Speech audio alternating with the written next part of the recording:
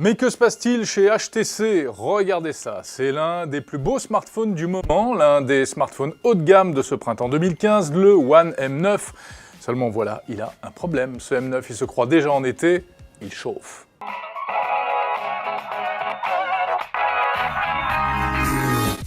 Alors côté design tout d'abord, regardez-le ce One M9, il est très élégant, rien à dire. Il ressemble beaucoup à son prédécesseur, le M8, il est d'ailleurs un tout petit peu plus compact, tout en métal, légèrement bombé, une belle ligne très originale, un écran de 5 pouces, Full HD, et contrairement à du Quad HD qu'on commence à trouver ici et là, appareil photo 20 mégapixels, alors rappelez-vous, HTC avait innové avec sa technologie Ultra Pixel, ce qui permettait de proposer des appareils à 4 ultra pixels. Là non, on revient à du classique.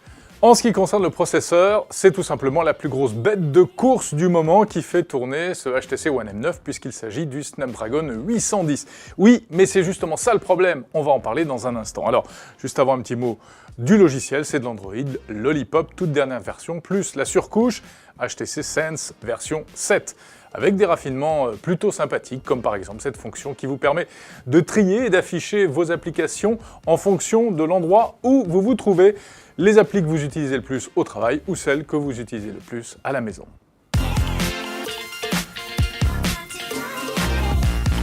Alors quelques points forts tout de même, d'abord ce design qui a ses adeptes, qui séduit énormément, ce côté un peu haut de gamme. Signalons un nouveau verre Gorilla Glass 4 qui le rend en théorie plus solide, plus résistant aux rayures. Les deux haut-parleurs stéréo, particularité sur les smartphones HTC, ce n'est pas négligeable, vous le mettez comme ça en version horizontale et vous avez un peu plus d'immersion sonore.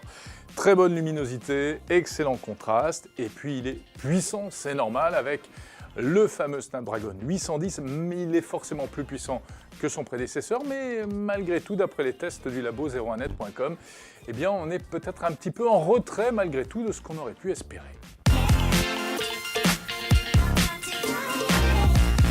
Alors les points faibles, eh bien justement, c'est notamment du côté de la puissance qui était un petit peu en retrait par exemple par rapport à un Galaxy S6 de Samsung, mais aussi et surtout ce fameux Snapdragon 810, eh bien il en prend à ses aises et il vous transforme en un instant cet appareil en véritable radiateur de poche. Et oui, il y a eu 2 séries de tests par le labo 01net, la première montait carrément à plus de 50 degrés, c'est absolument inadmissible pour un smartphone. Alors attention, HTC a corrigé le tir, c'était un petit problème visiblement d'optimisation logicielle, mise à jour du firmware, le micro-logiciel qui fait tourner l'appareil, et effectivement on a gagné une bonne dizaine de degrés, mais selon le labo 01net.com, cela reste encore très au-dessus de ce qui est normalement permis par un smartphone. Explication de Stéphanie Molinier.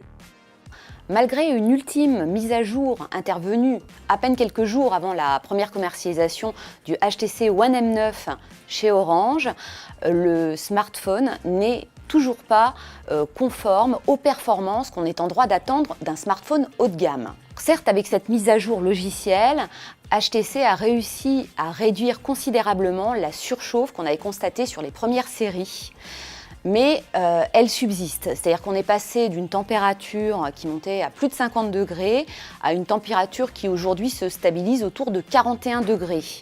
Alors, ça ne gêne plus en rien les performances pures du smartphone, qui restent tout à fait utilisables. Néanmoins, cette chaleur est très désagréable sous les doigts et elle intervient dès que l'appareil est un petit peu sollicité et pas seulement en jeu 3D. Nous avons soumis le HTC One M9 à notre nouveau test d'autonomie dit polyvalent et avec ce test, nous avons obtenu une autonomie qui dépasse à peine les 5 heures, sachant que sur les smartphones haut de gamme, on est généralement à plus de 8 heures. Pour l'instant, au regard des premiers tests menés sur le HTC One M9, on est plutôt déçus. Alors au final, si l'on additionne les problèmes de surchauffe, les problèmes d'autonomie, de performance, d'absence de nouveauté, on se demande un petit peu quel est l'intérêt de ce smartphone, pourtant haut de gamme, signé HTC. Que se passe-t-il chez HTC? D'ailleurs, la firme taïwanaise vient de changer son PDG, c'est peut-être le début d'une période de turbulence. Du côté de l'utilisateur en tout cas, est-ce que ce smartphone à 750 € mérite vraiment qu'on s'y intéresse quand on sait par exemple qu'il y a le prédécesseur, le M8, toujours disponible aux alentours de 450 €. Salut à tous, on se retrouve demain.